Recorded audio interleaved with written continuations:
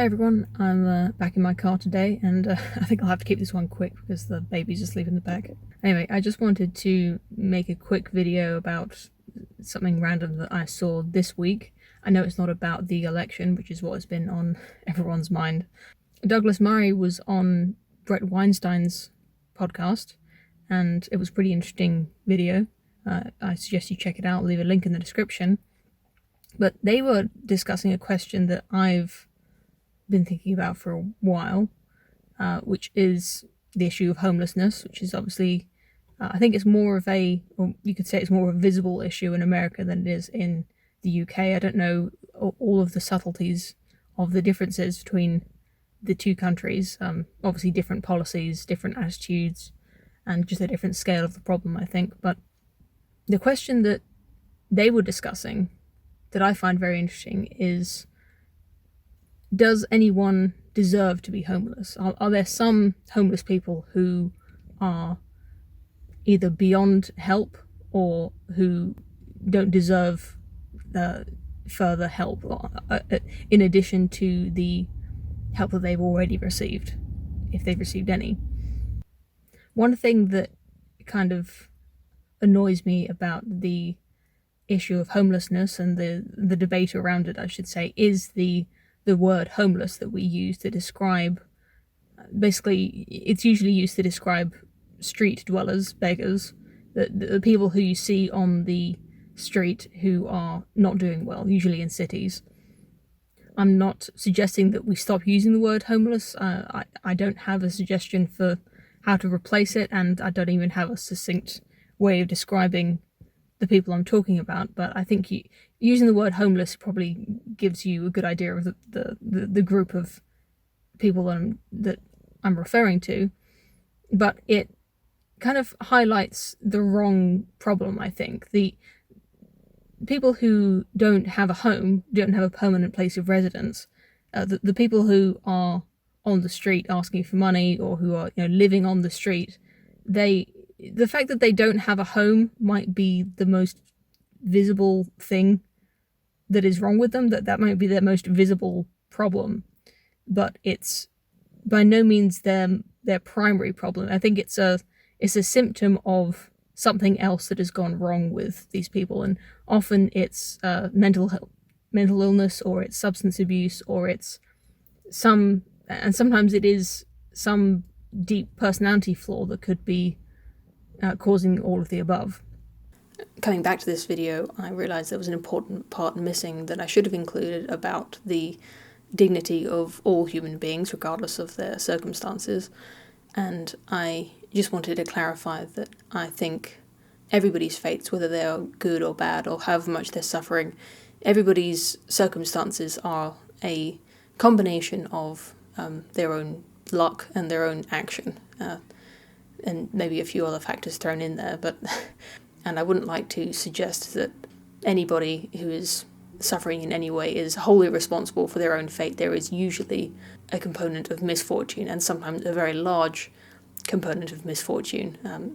Most people who are quite badly suffering have been dealt a bad hand, and they are very unlucky, as well as having some part to play in their own fate. So I hope that's clear, and I haven't caused any disrespect. I wouldn't like anyone to watch this video and come away with the impression that I think that some people are less deserving of our compassion or of our respect. The way that the debate is framed often suggests that if you take a homeless person and give them a home, give them somewhere to stay, then you've solved that problem. And that is true in the sense that you've taken a homeless person and you've homed them, but that person is still not going to be, you haven't solved the main issue, I think, that for a lot of them. But in the absence of another way of describing these people, I'm just going to say homeless, despite everything I just said. And now I'd like to further complicate the question and reframe the issue using a tool taught to us by Thomas Sowell. I don't know if he's the first originator of this idea, but Thomas Sowell, the economist, famously has 3 questions that he suggests that we should ask when analysing political issues or possible policy recommendations. And the questions are, show me the evidence, compared to what, and what was the last one? At what cost?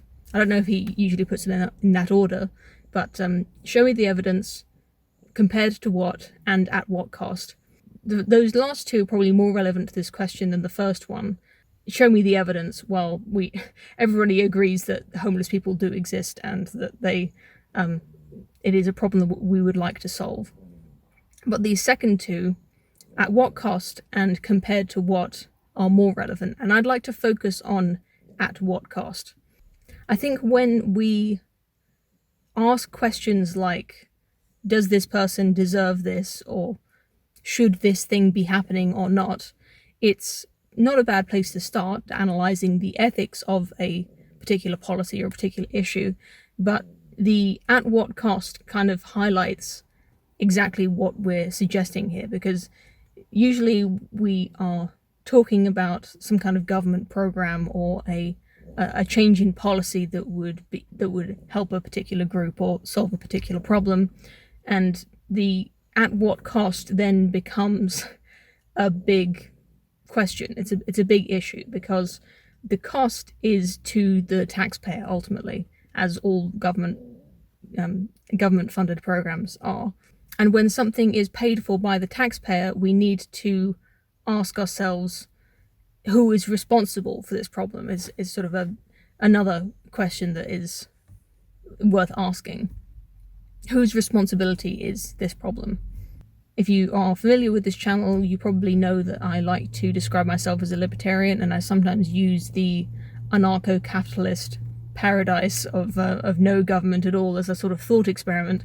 But in reality, whatever the sort of ideal society would be, the fact is that we live in a society that has quite a large government that's funded by taxpayers, and we have certain expectations for what the boundaries of human experience that go on inside any particular country. And I'm talking about the UK, but it's roughly analogous in other modern developed countries. There's an expectation that we all have a responsibility to each other, using the government as a tool to distribute that goodwill towards each other.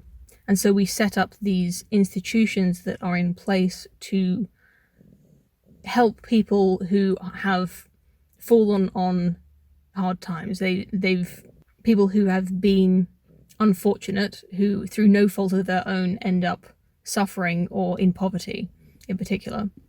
And a lot of our institutions are actually focused on, in particular, helping children, because, coming back to that question of who is responsible, children are pretty much never responsible for their own problems. They have very little power over their own lives, and the amount that they suffer is a direct result of the care that they're receiving from their parents and from other institutions like schools or the social services, as we call it in this country.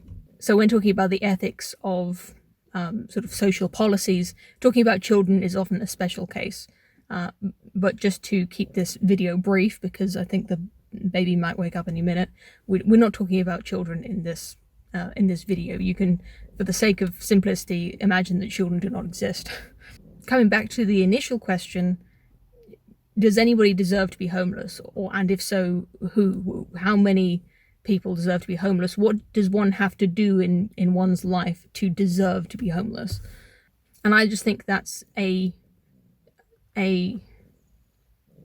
unhelpful way of framing the question. The question is, at what cost are we willing to help these people? People whose lives are so chaotic that they could not even hold a job, even if they could get one.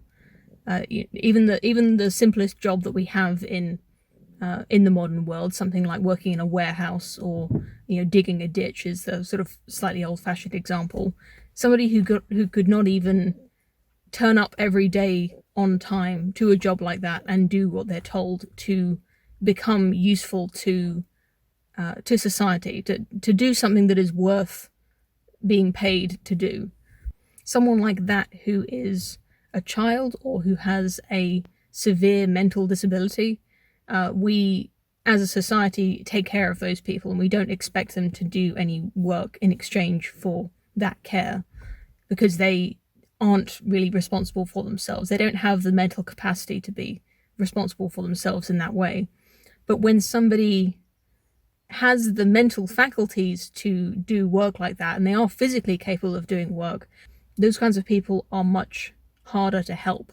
And I want to get away from this framing of who deserves help and who does not deserve help, and just look at, who are the easiest people to help, and what does it even mean to help these people under a system like universal basic income, which is a trendy policy people have been talking about recently.